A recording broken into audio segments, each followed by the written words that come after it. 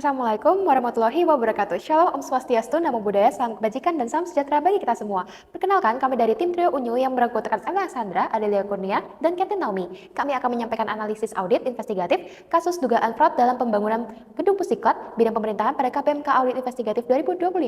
Seperti ditemukan oleh Ros Argumen tahun 1999, korupsi dalam pengadaan tidak hanya menurunkan efisiensi fiskal, tetapi juga menghambat kualitas pelayanan publik dan melemahkan kepercayaan masyarakat terhadap negara. Salah satu penyebabnya adalah masih kuatnya praktik korupsi dalam pengadaan barang atau jasa pemerintah yang bertentangan dengan prinsip good governance dalam UU Nomor 28 Tahun 1999. Namun demikian, praktik fraud masih ditemukan dalam sejumlah kasus, seperti dugaan penyimpangan pada proyek pembangunan gedung Pusdiklat senilai 50 miliar rupiah di Kota Biru, Provinsi Lingkaran. Kasus ini mencuat setelah Kementerian ABC menerima aduan masyarakat pada 4 Januari 2024 terkait saudara FH yang mengerahkan pemenang lelang kepada PT UBA milik rekan dekatnya yaitu saudara UC. Dugaan ini diperkuat oleh tangkapan layar WhatsApp berisi instruksi untuk membereskan lelang yang merupakan bentuk dari tekanan atasan terhadap bawahan, serta bukti pemberian goodie bag dari saudara UC kepada FH di Mall Pondok Jaya pada 15 Januari 2024 dan pemberian voucher tiap tahun yang sudah menjadi rasionalisasi saudara FH dan saudara UC. Setelah diselidiki lebih lanjut, ternyata adanya hubungan baik antara saudara FH dan saudara UC yang menyebabkan adanya peluang untuk melakukan fraud. Dari ketiga bukti ini, adanya tekanan, peluang, dan rasionalisasi ini yang merupakan teori fraud triangle, sehingga perlu dijalankan audit investigatif. Pada tahap perencanaan, langkah pertama adalah mengidentifikasi ruang lingkup dan potensi penyimpangan yang akan ditelusuri lebih lanjut. Proses ini diawali dengan penerimaan pengaduan masyarakat, laporan hasil pemeriksaan indikatif, atau permintaan resmi dari aparat penegak hukum seperti KPK atau kepolisian. Selanjutnya dilakukan kajian awal untuk memastikan adanya indikasi fraud atau bentuk penyimpangan lainnya yang layak untuk ditindaklanjuti melalui pendekatan investigatif. Berdasarkan hasil kajian tersebut disusun Term of Reference sebagai acuan pelaksanaan audit investigatif. TOR memuat latar belakang tujuan, metodologi, serta ruang lingkup pemeriksaan. Setelah TOR disepakati, dilakukan penempatan tim audit investigatif termasuk ketua tim dan auditor pelaksana, serta penjadwalan kegiatan pemeriksaan yang umumnya berlangsung selama 2 hingga 3 hari. Pada tahap pelaksanaan kegiatan terbagi menjadi 3 sub-tahapan utama. Pertama, dilakukan pengumpulan data awal dan buktinya permulaan untuk mengkonfirmasi adanya indikasi penyimpangan. Langkah ini mencakup penelusuran dokumen sebagai berikut. Tahap kedua adalah pemeriksaan lapangan field investigation yang bertujuan menelusuri dan membuktikan dugaan fraud secara teknis maupun administratif.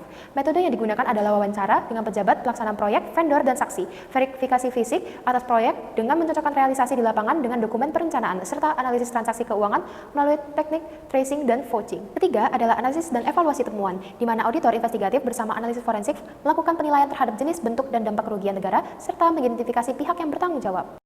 Tahap pelaporan merupakan proses penyusunan laporan hasil audit investigatif yang disusun secara objektif, sistematif, dan berbasis bukti sah. Laporan mencakup uraian kronologis temuan, analisis bukti, dan kesimpulan yang mengarah pada dugaan pelanggaran. Berdasarkan hasil analisis tim auditor internal terkait temuan fraud, kami menggunakan teori fraud triangle, di mana terdapat 3 kondisi yang hadir saat terjadi suatu kecurangan, yaitu tekanan, kesempatan, dan rasionalisasi. Temuan pertama yaitu gratifikasi. Saudara UC mengirimkan parsel ke lebaran kepada keluarga saudara FH dan pada tahun 2023, saudara UC memberi voucher perjalanan umroh untuk saudara FH bersama dengan istrinya. Temuan ini melanggar Undang-Undang Nomor 31 Tahun 1999 dan Undang-Undang Nomor 20 Tahun 2001 tentang pemberantasan tindak pidana korupsi. Berdasarkan teori fraud triangle, kecurangan ini bisa terjadi akibat adanya peluang bagi saudara UC untuk memanfaatkan hubungan pertemanannya dengan saudara FH agar bisa memenangkan tender proyek gedung Pusdiklat. Sedangkan saudara FH merasionalisasi perlakuan ini karena setiap tahun saudara UC mengirimkan parsel saat lebaran dan tahun baru. Berikut adalah temuan bukti dan rekomendasi. Yang kedua adalah penyalahgunaan wewenang. Saudara FH mengarahkan bawahannya, saudara WI, untuk membereskan pemenang lelang dan menghadiri pertemuan tidak etis dengan PT UBA. Hal ini melanggar prinsip integritas dan independensi berdasarkan ketentuan Peraturan Pemerintah Nomor 94 Tahun 2021 tentang disiplin PNS.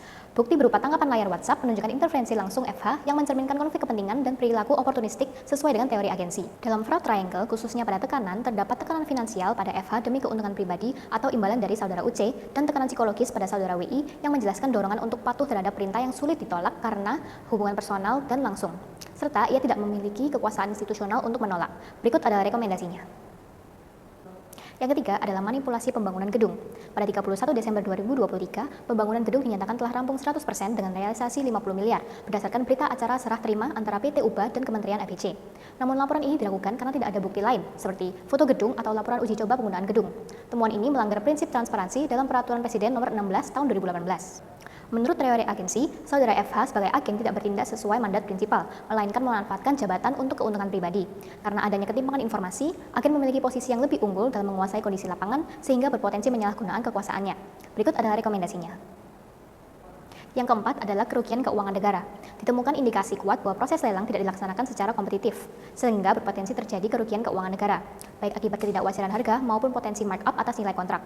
Dalam teori agensi, Saudara FH selaku agen mengatur pemenang lelang proyek yang dapat merugikan negara, sedangkan ia seharusnya menuruti mandat Kementerian ABC yaitu prinsipal untuk melaksanakan proyek secara adil. Berikut adalah rekomendasinya. Selanjutnya adalah analisis 5W plus 1H. Apa saja potensi kecurangannya? Terdapat 2 potensi kecurangan, yaitu kerugian keuangan negara dan manipulasi dokumen administratif. Kapan peluang terjadinya fraud? Ada 2, yaitu sebelum lelang dan selama pelaksanaan proyek. Pihak yang terlibat adalah sebagai berikut. Lokasi terjadinya fraud adalah sebagai berikut. Mengapa fraud terjadi? Dalam teori agensi, terdapat hubungan antara prinsipal, pemberi tugas, dan juga agen pelaksanaan tugas. Konflik muncul ketika ada asimetri informasi dan agen menyalahgunakan wewenang. Kemudian pada fraud triangle dibagi menjadi 3. Yang pertama yaitu tekanan. Tekanan bersumber dari kebutuhan finansial pribadi dan loyalitas terhadap rekan dekat seperti UC. Dan juga saudara WI sebagai bawahan saudara FH yang tidak memiliki kekuasaan untuk menolak arahan perintah. Yang kedua ada kesempatan atau peluang. Kesempatan muncul karena lemahnya pengendalian internal dan minimnya pengawasan eksternal. FH juga berada di posisi strategis yang memungkinkan dia untuk memberi instruksi dalam proses lelang tanpa mekanisme verifikasi yang memadai. Yang ketiga, ada rasionalisasi. FH mungkin membenarkan tindakannya dan saudara UC karena menerima hadiah setiap tahun, sehingga menganggapnya ini sudah biasa terjadi.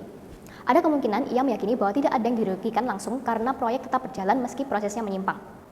Bagaimana fraud terjadi? Pembangunan gedung Pusdiklat dinyatakan selesai 100% melalui BAST yang sengaja ditandatangani oleh PT UBA dan juga Kementerian ABC oleh saudara FH pada 31 Desember 2023. Namun, penyelesaian proyek hanya bersifat administratif tanpa disertai bukti fisik seperti dokumentasi gedung, laporan uji fungsi atau laporan monitoring.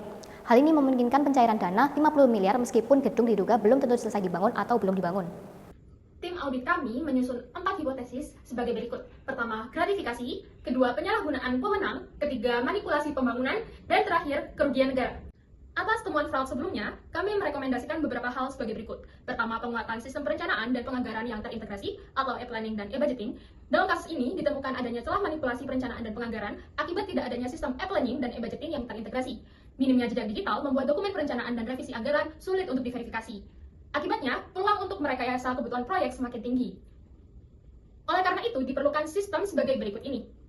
Inspektorat daerah mengambil peran aktif dalam pengawasan karena sebelumnya tidak ada kontrol atas revisi anggaran yang membuat adanya resiko penyimpangan. Yang kedua, adanya pengadaan barang dan jasa secara elektronik atau e-procurement. Dalam kasus ini, tindakan NFH mengarahkan bawahannya untuk memenangkan PT UBA melalui WhatsApp merupakan bentuk intervensi dalam proses lelang yang melanggar prinsip pengadaan barang dan jasa sesuai Peraturan Presiden Nomor 16 Tahun 2018. Temuan ini mengindikasi ada lemahnya integritas dan kontrol dalam proses evaluasi penyedia. Oleh karena itu, dibutuhkan sistem pengadaan barang dan jasa yang patuh sebagaimana dijelaskan pada gambar berikut ini. Yang ketiga, penguatan sistem pengendalian intern pemerintah atau SPIP. Dalam kasus ini, saudara FH menerima parsel, voucher umroh, dan goodie bag yang diduga berisi uang menunjukkan kegagalan pengendalian internal dalam mencegah gratifikasi. Peraturan ini masih belum mampu untuk menutup celah intervensi dari pihak luar.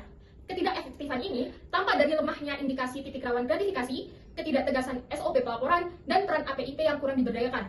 Oleh karena itu, diperlukan penguatan sistem pengendalian intern pemerintah atau SPIP yang sistematis sebagaimana dijelaskan pada gambar berikut ini. Yang keempat, adanya audit investigatif dan audit kinerja dari lembaga pengawasan eksternal. Gratifikasi ini diterima selama pengadaan barang dan jasa berlangsung, sehingga menunjukkan adanya relasi transaksional dari pejabat dan pihak swasta. Pelaporan penerimaan ini tidak tercatat yang menunjukkan adanya lemahnya pengawasan dan deteksi konflik kepentingan. Tidak ada dokumentasi peringatan ataupun penelusuran awal dari APIP sebelum kasus ini mencuat, memperkuat dugaan bahwa sistem pengendalian masih tidak berjalan sebagaimana mestinya. Audit investigatif perlu untuk menelusuri gratifikasi, mengukur kerugian negara, serta mengevaluasi keterlibatan pihak lain yang memfasilitasi transaksi ini. Yang kelima, adanya whistleblowing system dan pelaporan masyarakat. Ketakutan pelapor atas resiko pembalasan masih sangat tinggi karena pelindungan identitas masih belum optimal. Whistleblowing system yang jadi formalitas semata akibat budaya organisasi masih menutup-nutupi. Oleh karena itu, perlu whistleblowing system yang menyasar 3 hal sebagai berikut. Tanpa perubahan ini, whistleblowing system hanya menjadi pajangan formalitas semata yang belum mampu untuk mengungkap korupsi seperti yang dijelaskan pada kasus ini. Dan terakhir, implementasi good governance dan reformasi birokrasi. Saudara FH menyalahgunakan jabatan dan mengatur pemenang lelang untuk kepentingan pribadi. Dalam kasus ini, penegakan kode etik gagal untuk dijalankan karena tim etik hanya bersifat formalitas tanpa ada kekuatan untuk menindak, serta pengendalian internal mudah untuk dikendalikan oleh pejabat berkepentingan. Budaya birokrasi melindungi pelanggar membuat korupsi terus berulang tanpa adanya efek jerah. Oleh karena itu, diperlukan tindakan sebagai berikut. Reformasi birokrasi tidak akan berhasil tanpa adanya langkah ini. Jalankan.